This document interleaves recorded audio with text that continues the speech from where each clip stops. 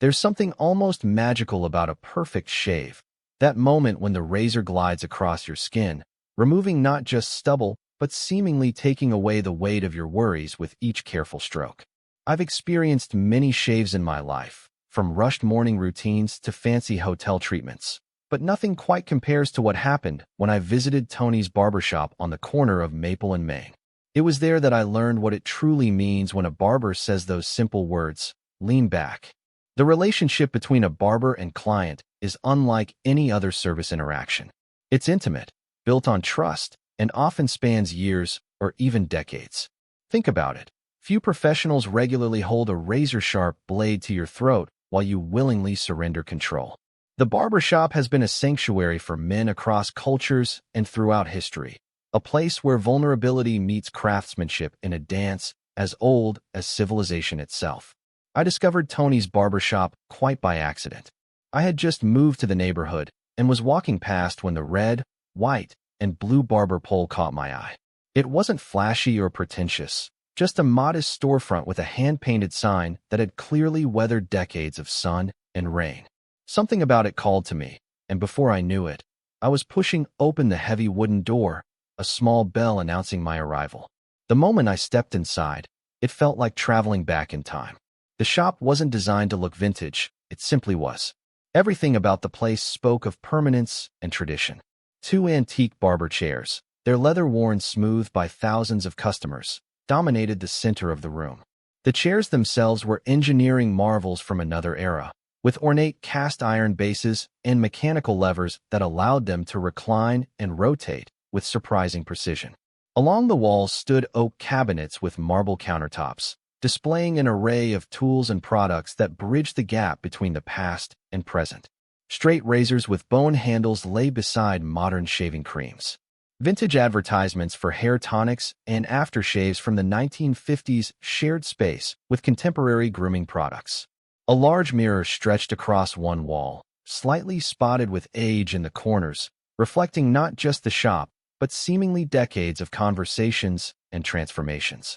The air was a complex mixture of scents: bay rum aftershave, talcum powder, and the faint metallic tang of scissors and razor blades. In the background, an old radio played soft jazz, occasionally interrupted by static or a news update. The sound of scissors snipping and razors being stropped against leather straps provided a rhythmic backdrop to the gentle murmur of conversation. Tony himself was exactly what you'd hope for in a traditional barber. In his early 60s, he had the sturdy build of someone who had spent a lifetime on his feet. His salt and pepper hair was impeccably styled, and his hands, though showing the inevitable signs of age, moved with the confidence and precision that only comes from decades of practice. He wore a crisp white barber's jacket over a button-down shirt, with sleeves rolled up to reveal forearms marked by a few faded tattoos, souvenirs from military service long ago. What struck me most was his eyes, kind but observant, missing nothing. They were the eyes of someone who had heard thousands of stories while transforming appearances and occasionally lives. In this neighborhood, Tony wasn't just a barber. He was an institution. 3 generations of men had sat in his chair, sharing their triumphs and failures, seeking not just grooming, but sometimes counsel. Children got their first haircuts here, graduates came before prom, grooms visited before weddings, and older men found comfort in the familiar ritual as the world around them changed too quickly. When it was finally my turn, I initially asked for just a haircut. Tony nodded, draped me with a striped barber's cape, and began asking questions about what I wanted. As we talked, I mentioned offhandedly that I hadn't had a professional shave in years. He paused, scissors in midair, and looked at me in the mirror. "When was the last time you treated yourself to a proper hot towel shave?" he asked. I couldn't remember. He nodded decisively. "Then today's the day. Let me explain why this matters. Shaving is one of our oldest rituals, dating back to prehistoric times when shells and flint were used to scrape away facial hair. The practice has evolved across civilizations, becoming not just about appearance, but about identity, belonging, and transition. In ancient Egypt, a clean-shaven face was the mark of nobility. Roman men visited tonsure shops for their daily shaves, while medieval knights kept beards until the Renaissance brought smooth faces back into fashion. Through wars, revolutions, and cultural upheavals, the ritual of the shave has remained, adapting but never disappearing. A barber's shave isn't simply about removing hair. It's a ceremony that connects us to this long human tradition. It's a rare moment in modern life where craftsmanship takes precedence over convenience, where the journey matters as much as the destination. In a world of disposable razors and 5-minute routines, the barber's shave stands as a deliberate act of slowing down, of honoring process and precision. For me personally, shaving had always been a utilitarian task, something to be completed as quickly as possible before rushing off to work. My experiences range from painful nicks with cheap disposable razors in college to slightly better results with multi-blade cartridges and canned foam. I tried electric razors, subscription services, and even briefly attempted to grow a beard to avoid the whole process altogether. But I'd never experienced shaving as something to be savored rather than endured. I shared some of this with Tony as he prepared his tools, arranging them with methodical care on the marble countertop. He nodded knowingly. "Most men have forgotten how to be still," he said. "They've forgotten that some things shouldn't be rushed." He gestured to the chair. "Lean back," he said, "and let me show you what a real shave feels like." The barber chair itself deserves description. It was a Koken model from the 1920s, with a padded leather seat and backrest that had been reupholstered several times over the decades, but maintained its original comfort. The headrest was adjustable, with small levers that allowed Tony to position it perfectly for each client. The footrest extended automatically as the chair reclined, creating a sensation of floating. Chrome armrests, slightly cool to the touch, provided perfect support. As I leaned back, the chair tilted smoothly, and I found myself staring at the tin ceiling tiles above, intricate patterns that had witnessed countless similar moments. There's something profoundly vulnerable about lying back in a barber's chair. You surrender control in a way that's rare in adult life. Your neck is exposed, your head supported by someone else's craftsmanship, your appearance temporarily in another's hands. It requires trust, not just in the barber's skill, but in the unspoken contract between you. I will be still. You will be careful. The physical sensation of leaning back brought an unexpected wave of relaxation. Without the need to hold myself upright, tensions I hadn't even noticed began to melt away. My shoulders dropped, my jaw unclenched, my breathing deepened. It was as if the simple act of reclining had given my body permission to release the accumulated stress of daily life. I realized how rarely I allowed myself to truly relax, to be completely present in a moment without simultaneously planning the next. Tony began with hot towels, applying them to my face with gentle pressure. The heat was intense at first, almost uncomfortable, but quickly transformed into a profound comfort as the warmth penetrated my skin and the muscles beneath. The towels were infused with essential oils, eucalyptus and lavender, that opened my sinuses and further encouraged relaxation. Steam rose around my face, creating a microclimate of warmth and moisture that prepared my skin and whiskers for what was to come. As he worked, Tony's movements were deliberate and unhurried. He removed one towel, applied another, checking the temperature each time with a touch to his own wrist. There was no wasted motion, no unnecessary flourish, just the quiet efficiency of someone who had performed these actions thousands of times. Yet there was nothing mechanical about it. Each step was performed with attention and care, as if this shave was the most important one he would give that day. After the towels came the lather, not from a pressurized can but worked up from soap and water using a badger hair brush in a ceramic mug. Tony spent several minutes creating the perfect consistency, testing it between his fingers before applying it to my face. The brush moved in small circles, lifting each whisker while coating it with the warm lather. The sensation was both ticklish and soothing, the soft bristles massaging my skin as they prepared it for the razor. The secret to a perfect shave, Tony explained as he worked, is preparation. Most men rush this part, then wonder why they get irritation. His voice had the measured cadence of someone sharing wisdom that had been passed down through generations. Your grandfather would have known this. Shaving was an art then, not just a chore to get through. When he finally picked up the straight razor, I felt a momentary twinge of anxiety. The blade gleamed under the shop lights, its edge honed to a sharpness that could split a hair lengthwise. Tony noticed my slight tension and smiled reassuringly. "This razor belonged to my father," he said. "He taught me to shave with it when I was 16. Been using it ever since." He tested its edge against his thumb, a gesture of such casual confidence that my anxiety dissolved. Here was a man who knew his tools as extensions of himself. The first touch of the razor against my skin was a revelation. There was no pulling, no resistance, just the whisper of sharp steel gliding through lather and whiskers. Tony held my skin taut with his free hand, creating the perfect surface for the blade. He worked in short, precise strokes, following the grain of my beard growth. The sound, a soft scraping that was almost musical, became hypnotic. I closed my eyes and surrendered to the experience. Between passes with the razor, Tony applied more hot towels and fresh lather. He worked systematically, dividing my face into sections and giving each his complete attention. The entire process took nearly 30 minutes, a stark contrast to my usual 3-minute morning routine. But time had taken on a different quality in that chair. I wasn't impatient or thinking about what came next. I was simply there, present in each sensation. The warmth of the towels, the fragrance of the soap, the cool touch of the blade, the gentle pressure of Tony's experienced hands. Throughout the shave, we talked, or rather, Tony talked and I listened, offering occasional responses when the razor wasn't on my face. This is another dimension of the barbershop experience that's often overlooked, the conversation. Barbershops have historically been community hubs, places where information was exchanged, where men could speak freely about topics that might be off-limits elsewhere. They've served as informal town halls, sports forums, and sometimes even therapy sessions. Tony's conversation meandered pleasantly through various topics.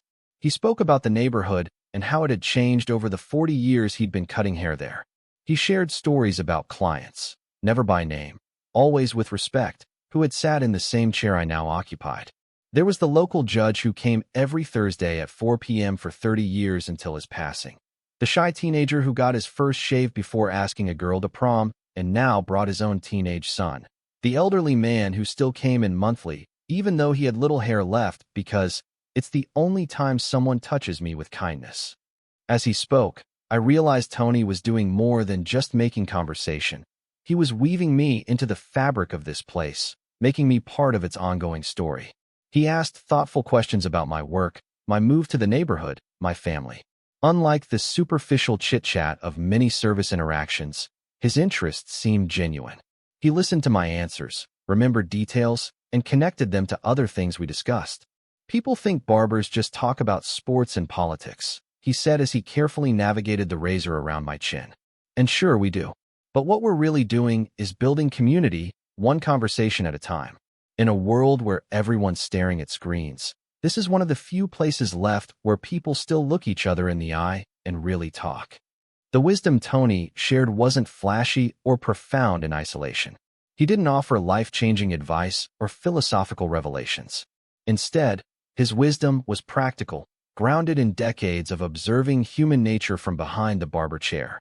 He spoke about the importance of routine and taking pride in your appearance not from vanity, but self-respect.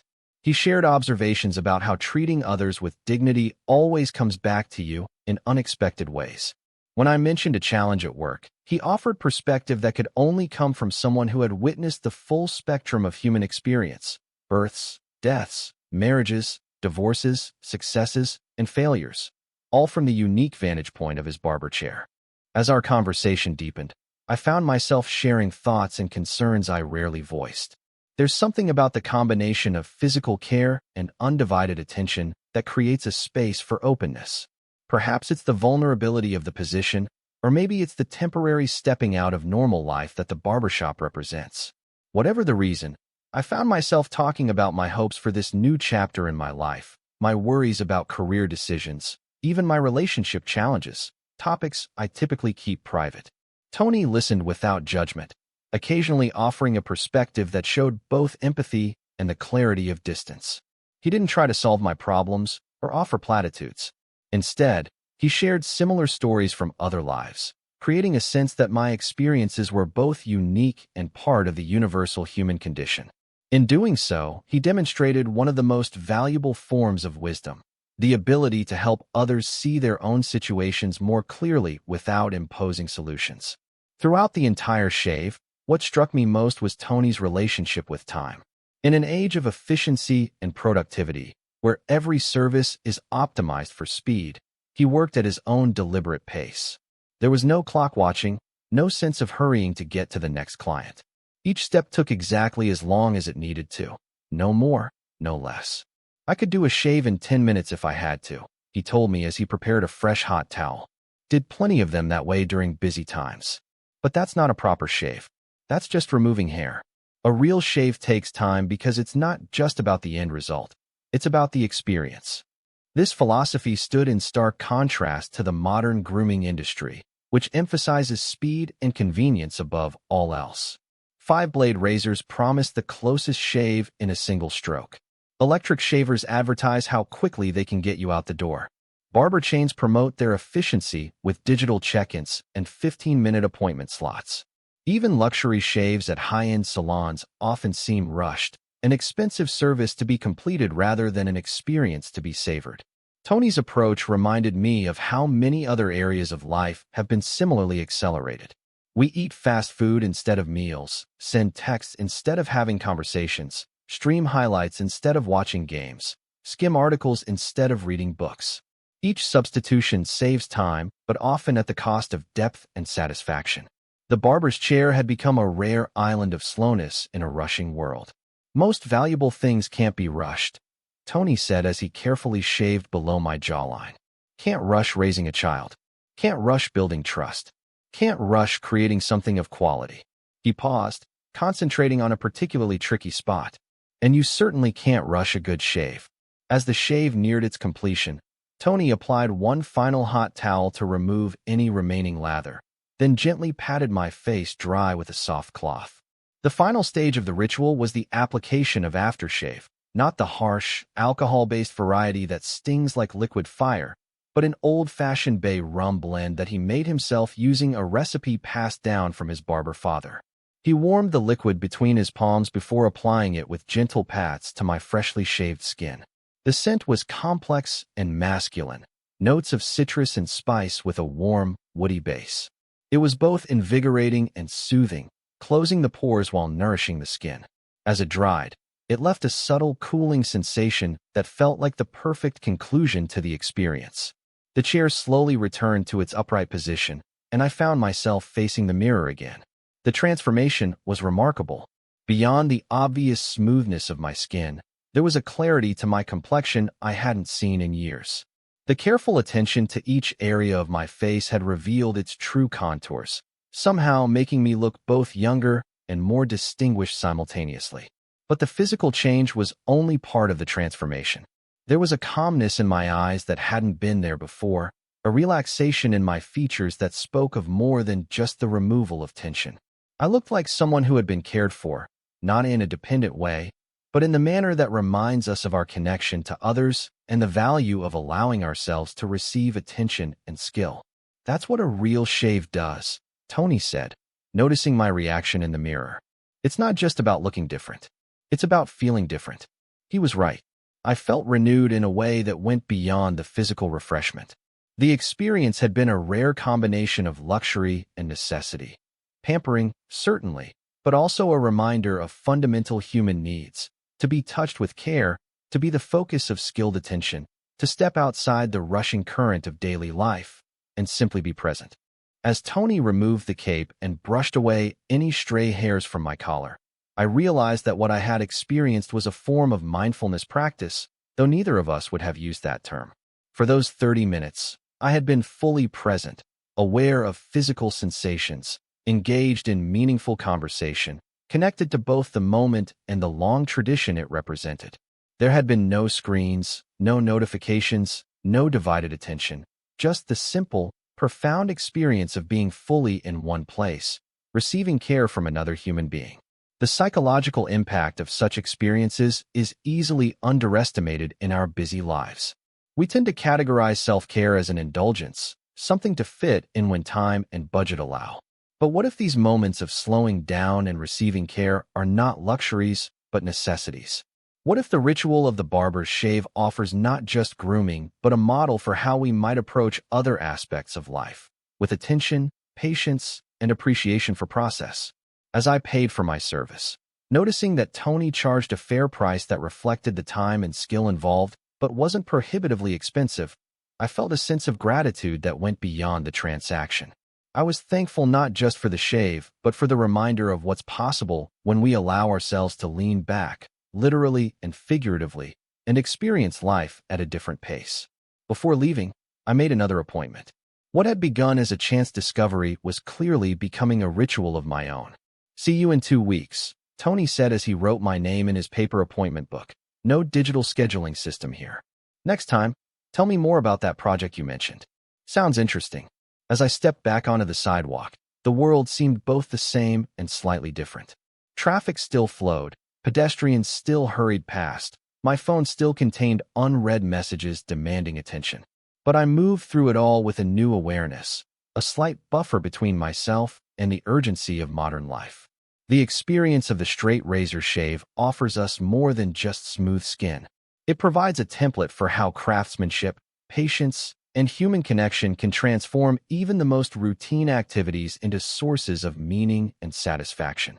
In a world increasingly dominated by automation and efficiency, the barber's chair stands as a reminder that some things are worth doing slowly, that process can be as valuable as outcome, and that there remains profound value in traditions that connect us to each other and to our shared human history. I invite you to find your own version of the barber's chair, that place or practice where time slows down, where skill and attention reign, where you can temporarily set aside the demands of productivity and simply experience the richness of being cared for. It might be a traditional shave, a handcrafted meal, a letter written with pen and paper, or any activity that requires presence and resists rushing. And if you're fortunate enough to find a barber like Tony, someone whose hands carry the wisdom of decades and whose conversation offers both companionship and perspective, treasure that relationship.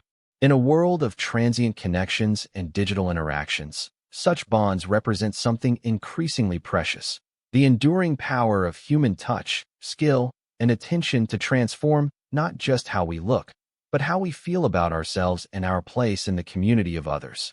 So the next time someone tells you to lean back, consider that they might be offering more than just a physical instruction. They might be inviting you into a different relationship with time, care, and human connection, one where rushing is impossible and the journey itself becomes the destination. Total _char_count, 17,962.